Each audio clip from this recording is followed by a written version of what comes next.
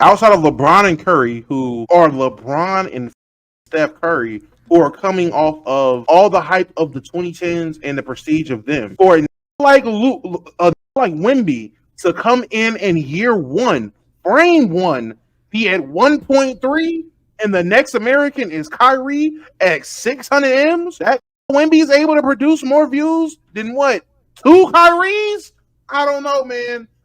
I would hate to see what a successful Wemby in 5 years is pulling views wise when LeBron is clearly out of the NBA and Steph is probably out of the NBA. At that point, this list is looking a whole lot different because where are those views going?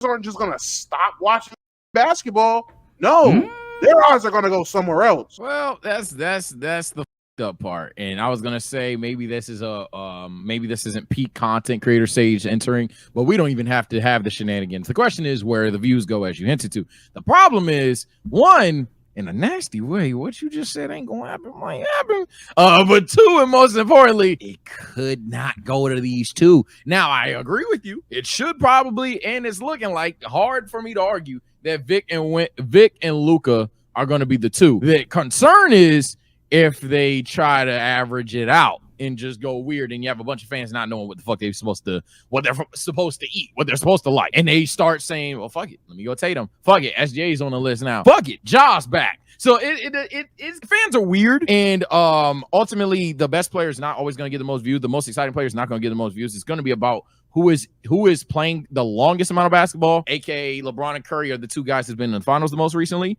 while also being this easy to attract guy to a fan. And I don't know if that's going to be those two. It should be. I think it is with Luka, but it could also not. I wouldn't also to end my long-winded take, it wouldn't shock me if LeBron and Curry fans said I'm not watching. Yeah, I feel like 5-6 years from now, I don't think it's going to be a problem. Like what Damo said, when Vic is really starting to peak, when Luka is way more established, I think the conversation we're having right now is not going to be as big of a problem.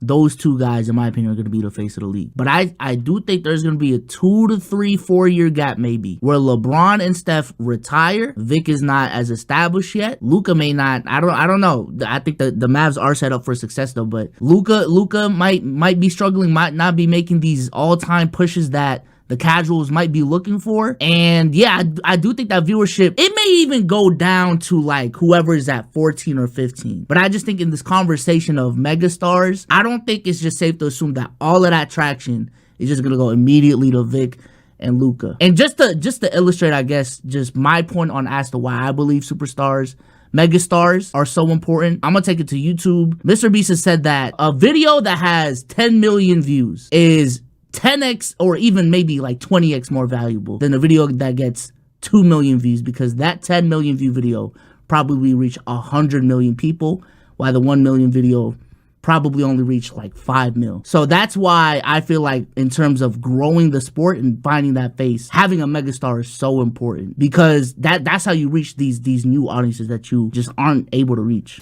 The NBA playoffs are here, man. There's a lot of money to be made if you play daily fantasy sports. And if you want to get into the action, you guys can use Prize Picks, the sponsor of this podcast, our preferable way to play daily fantasy sports. We will show you how to play the game right now, and it is very, very simple. Just sign up for an account, download their app, go on their website, and make some picks. And if you really know ball, you can win some money. I'm going to go ahead and look down here. Kevin Durant, 36.5 points plus rebounds plus assists versus the Cleveland Cavaliers. I'm sensing a big game from KD tonight, man. Hit more for me, please. And then Darius Garland has been letting me down all year, and it's just another day of the year. Hit less for me on the PRA as well for Darius Garland. Omar, you decide how much we put on the entry. You got to risk it to get the biscuit. I'm going to put 210 on there. Make place entry. And if you use code LKIB, PrizePicks will match 100% of your first deposit up to $100. Shout out to PrizePicks for sponsoring this video.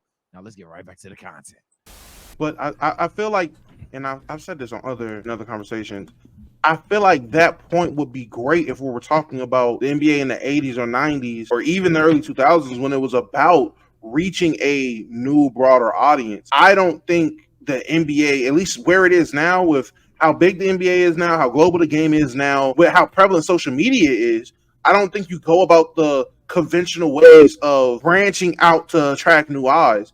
I don't think going forward, with how crazy social media is for the game of basketball, I don't think it's going to be a LeBron or Steph Curry that's going to broaden the market for basketball anymore. I don't think that when LeBron and Steph leaves is going to be trickle down and now Vic and Luka are getting those views. No, they're going to move up. People are going to start watching them more, but it's going to circulate to other people. So instead of Vic and Luka now getting the 1.9 and 1.7 that Steph and LeBron got now, no, they might top out at 1.7 and 1.5. Who knows what it looks like in 5 years for Cade Cunningham and if he's going to be that next star. Who knows what it looks like for Trae Young if he's not going to be some next star. Who knows what it looks like for Paolo or these other players that will replace the guys that are at 6 through 10. 5 through 10, and who knows what those numbers are going to be. In terms of the mega stars creating opportunities for the league, I just don't think that we're at a time where that shit is as important anymore. I think you go about approaching and getting new eyes different ways now. You don't do it the same way. It's not just get your mega star and hope he's super brandable and more people are going to watch because of that. We're past that point now. Niggas don't even watch the games, bro. Niggas just watch highlights. The casual fan don't even watch the game no more. The casual fan is watching a lot of highlights or whatever's popping up on social media or who people are telling them to watch. Which is interesting then. So like if that's the stance, that's the one flaw in this argument is that if your stance is that they're going to watch who's pushed towards them and who's marketed and all that stuff, and what Bezos is really harping on, I think you have it, by the way. I think this whole argument is mute because I think you're saying it's not necessary. Bezos says it's not going to happen. Nigga, it's Luka and Wemby. So I think it's actually just Luka and Wemby. But that's besides the point. If I have to play devil's advocate here, as I did initially, my issue with the claim would have to be the idea that if a casual fan doesn't watch basketball, a casual fan won't adore Apollo, won't adore Cade, won't adore any of them until they're marketable, until they're pushed into your face or anything like that. Wouldn't it be easier to get a megastar in there? Case in point, nigga.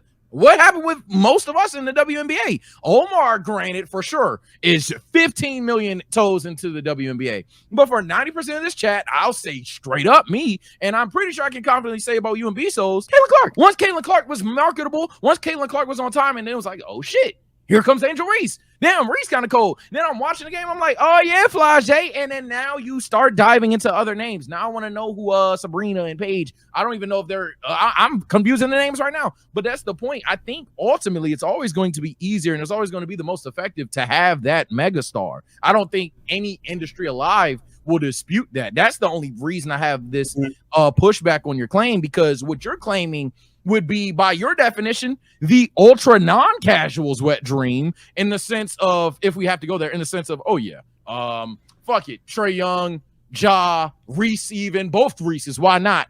All of them are going to be relevant. All of them are going to get more views. But if, hell, you've called us casuals. If a casual like me never watched the NBA before, who's going to attract me to watch the NBA? It wouldn't be Ja. It wouldn't be Reese. It wouldn't be Maxey. It would have to be a LeBron, a Curry. And the concern is there going to be that guy? I think yes. Now, if Soul disagrees, but my food's outside, so I'll be right back. But I feel like I feel like that's wrong, though, because look at how Ja plays. And Ja was on the fast track to being one of the next bigger stars. Ja has a game that a casual want to watch play. The nigga dunks on niggas all goddamn day. That's a marketable game. That's a game niggas want to watch. But again, if you're going to use the example of look at the women's game, the women's issue was marketability itself. It was they didn't have anyone. The women's game is what the men's game was in the 80s or 90s.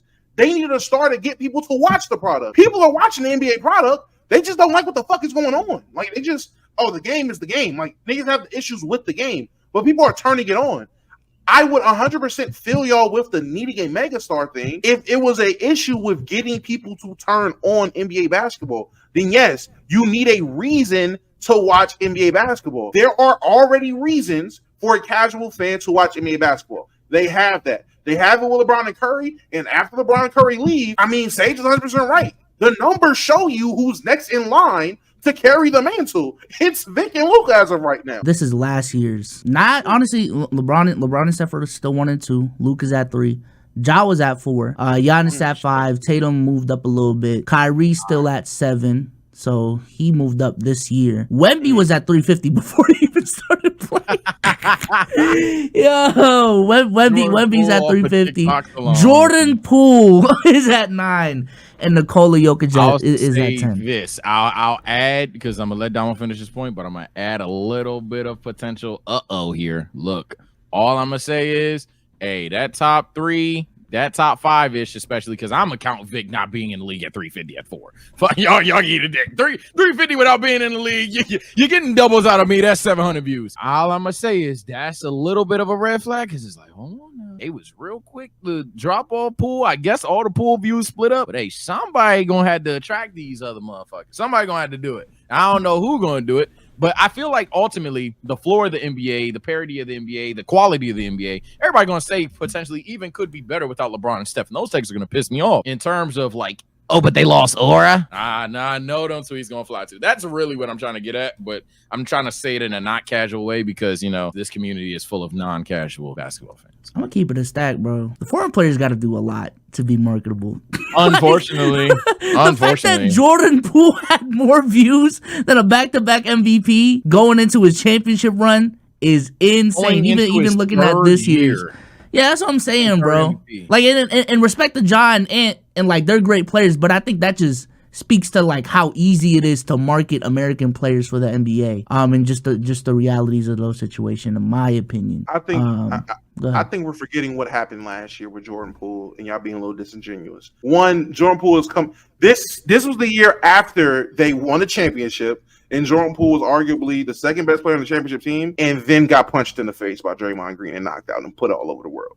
I'm just saying, the context of why Jordan Poole would even be contending last year in terms of social media views. Come on, gang. Like, look, it's not just, oh, niggas want to push Poole so much. Nah, the nigga got knocked out on camera. Okay, fine. Take Poole out. Back-to-back MVP, best player in the world. There's still a 700 million gap, 400 million gap between that weren't even in the league. Like, It just wasn't because, and you want to know why? And we had this conversation during that season.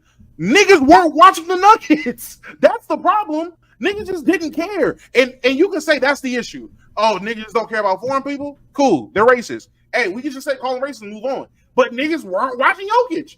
Jokic didn't need to do anything. All he did was win. Well, I ain't gonna say he didn't do anything, and then all he did was win, because that's a fucking lie. But it took him winning to validate all the hype that he was getting, and now people are taking him more serious, and I don't view last question. So if Jokic keeps winning, is that gonna harm or help the league? I think it helps the league. I would argue harm. Because Jokic taking Jokic not winning is taking away championships from other marketable players that are more exciting to watch. From a viewership standpoint, that's it. I understand motherfuckers are gonna be in a yeah, we all like Jokic, dumbass. Yeah, look y'all talking about viewership and all that. Like, I'm talking about from a pure viewership standpoint. If Jokic keeps winning, that means less opportunities for Ant in the in the finals, less opportunities for John in the finals, less opportunities for Luka and Kyrie in the finals if he keeps winning. And on the other side of the token, less opportunities for a Tatum to win on the other side, less opportunities, hell, even for Giannis to win on the other side. So my question would be, where all these views just come from? Like, we went into this season, there was 4 niggas with 1 billion plus views. There was only 1 last year. Where all these views just come from? Niggas just start watching ball again. If that's the case, hey, they evened out at the floor. So it was a ton of 100 mil players, and we just don't even know. That's what it is.